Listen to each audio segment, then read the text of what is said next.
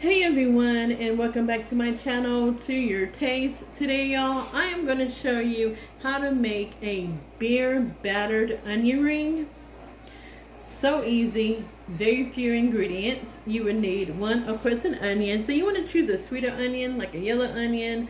The white onions, if you choose to use that, or if that's the only onion that you have, just soak it in some milk for about 20 to 25 minutes to get that strong bitter taste from it. You should be fine. Also, I'm using some beer. I have some Bock here that I'm going to use. You need oil for frying. You need, 2 eggs, cornstarch, and some seasoned salt, or whatever seasonings that you would like to use, right? So here I have a cup of flour, and I'm just going to add 2 tablespoons of cornstarch to my flour. All right, so 2 tablespoons of cornstarch. Here's one here. And here's 2. And then you're just going to mix it together.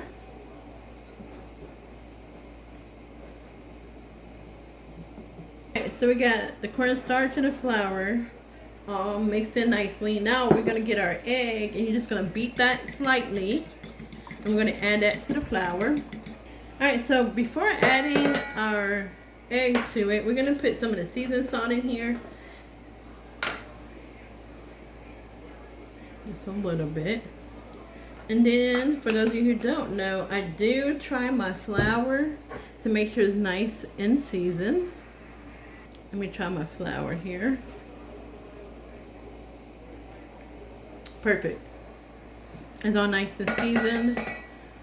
And we're going to add our egg to this. And now we're going to add the beer. So we're just going to add enough beer to make it look like a batter.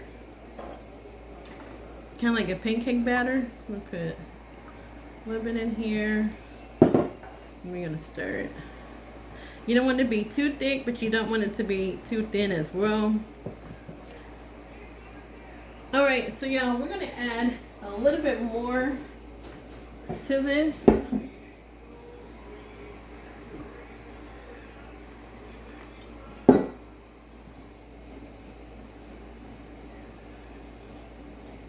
And if you feel like you add too much beer, you can always add some more flour to it. And you just want it to be kind of like a pancake batter, right? And if you go to dip your onions in here, and if it doesn't stick to your onions, add a little bit more flour to it. And it should stick. So you see, this is how you want it to be.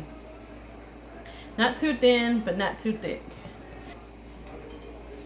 Alright, now we're going to cut our onion. So, get our ends, cut off the ends, like so. And then we're just going to take off that outer part of it. You can just slice it down. And now, y'all, we're just going to cut it into some thick slices.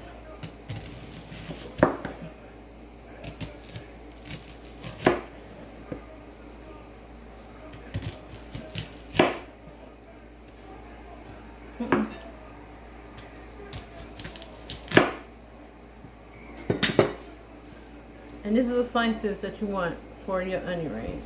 This is how you want it to be. Alright, so now we're going to just add this to our batter, and we're going to head over to the stove where we have some oil heated up already. Make sure your oil temperature is at 375 before you add it into your skillet. Alright, so while we're waiting for our oil to come to temperature, we're going to add our onion rings here. And I got this over here, the ones that, that kind of fell apart, and the smaller ones, I'm just going to add those and cook those separately. So you just want to make sure you cover, and use a fork to do it. Make sure you see how it nicely covers. Let me put it down. How that batter nicely covers the onion ring. This is how you want it to be. Alright, so I'm just making sure my oil comes to 375, and then we're going to get started frying these. And you don't want to overcrowd your pan. And then also, to keep them to keep your onion rings warm, set your oven to about 200 to anywhere between 200 to 225. And once we remove the onion rings from the oil, you're gonna put it on a plate lined with paper towel. Then once the oil drips from it, we're gonna add it to the baking sheet and put it in the oven. That way your onion rings will stay nice, hot, and crispy until you're ready to serve it. Okay, so our oil is at temperature. We're going to add our onion ring. And you're going to cook these in about 2 to 4 minutes on each side, or until it's golden brown. Alright y'all, so I just flipped these over. We got about 2 more minutes on it, and you don't want to, like I said, overcrowd your pan because they will kind of stick to each other if you do. So we're just going to do, you know, a few at a time. And I just got, I guess, 2 more batches to go, and then we'll be done. Alright everyone, so this is my last batch of onion rings. It's smelling so good in here. Y'all, such an easy recipe that you can make at home.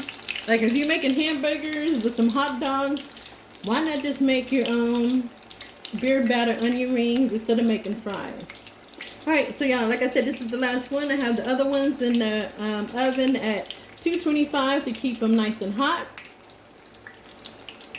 After these are done, we're going to plate them and we're in the video. Alright everyone, so our onion rings are done. I did sprinkle a little bit of parsley on top of it. So this is how it looks. Look at that, y'all. Nice and golden. I'm gonna try one so you see how crispy it is.